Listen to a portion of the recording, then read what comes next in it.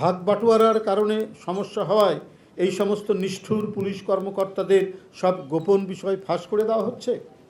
তথাকথিত স্বাধীন দুর্নীতি দমন কমিশন শেখ হাসিনার মুখাপেক্ষী, এটা আমরা সবাই জানি। তার কথা ছাড়া দুর্নীতি দমন কমিশন কিছুই করে না। যা বলবে তাই শুনবে তারা, সেভাবেই তারা কাজ করবে। তাদের দলের লোক সব ধোয়া তুলসী পাতা, চাক্ষুষ বড় বড় দুর্নীতির মহাকাণ্ড মহাকাব্য আমরা দেখছি, কিছুই বলে না। আর বিরোধী দলের নেতাদের নামে, বিএনপির নেতাদের নামে একের পর এক তারা মামলা দিয়ে রেখেছেন।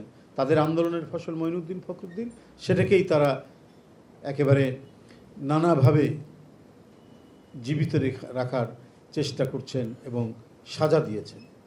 তার মধ্যে দেশনেত্রী বেগম খালেদা জিয়া, যে মামলার সাথে তার কোনো সম্পর্ক নেই, সেই মামলা সাজিয়ে নিয়ে এসে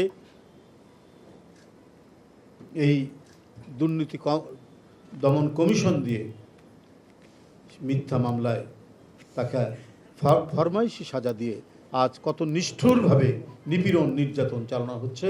তার চিকিৎসা নেওয়ার যে মানবাধিকার, সেটাকেও বঞ্চিত করেছে, মানে প্রচণ্ড আক্রোশ বশত ডামি সরকারের প্রধানমন্ত্রী। নগদের কাছে সব গ্রাহকই প্রিয়, তাই তো সারা দেশে ক্যাশ আউট চার্জ সবচেয়ে কম।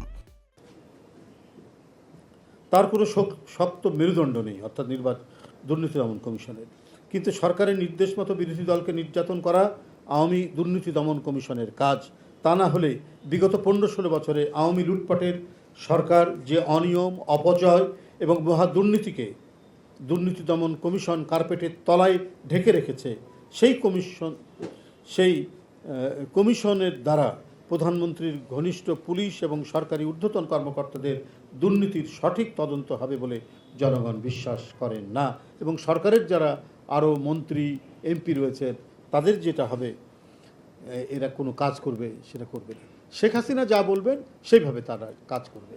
শেখ হাসিনার স্বার্থে, তার অবৈধ ক্ষমতা টিকিয়ে রাখার স্বার্থে জনগণকে যত ধরনের বিপজ্জনক পরিস্থিতির মধ্যে ফেলা, সেইটা দুর্নীতি দমন কমিশন করবে।